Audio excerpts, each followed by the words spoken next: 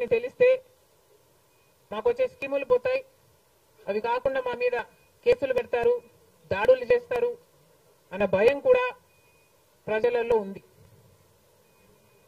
ఓటుకి 3,500 రూపాయల నుంచి ఇవ్వడం జరిగింది. విచ్చలవిడిగా డబ్బులు ఖర్చు పెట్టారు, డబ్బులు పని చేయకపోతే బెదిరించారు, లేకపోతే కేసులు పెడతామని, స్కీములు తీసేస్తామని, ఇలాంటి ఎన్నో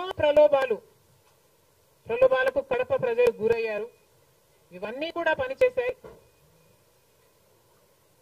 నేను కడపలో గెలవకపోవడానికి కారణం టైం అనే నేను అనుకుంటున్నాను.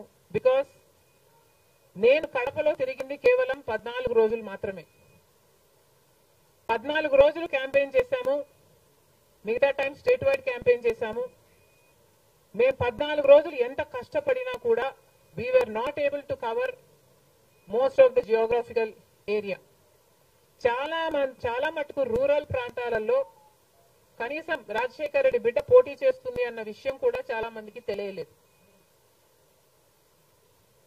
మేము పోటీ చేసింది కూడా ఎలాగైనా సరే మళ్ళీ హంతకులు, హత్య చేపించిన వాళ్ళు చట్టసభలకు వెళ్ళకూడదు అని ఉద్దేశంతో మాత్రమే పోటీ చేయడం జరిగింది. సరే, అది జరగకపోయి ఉండొచ్చు, కానీ ప్రజల కంటే పైన ఉన్నది దేవుడు. ఐఎమ్ వెరీ ష్యూర్ వాళ్ళ పాపం పండుతుంది, పండే రోజు కోసం దేవుడు కూడా ఎదురు చూస్తున్నాడని నా అభిప్రాయం.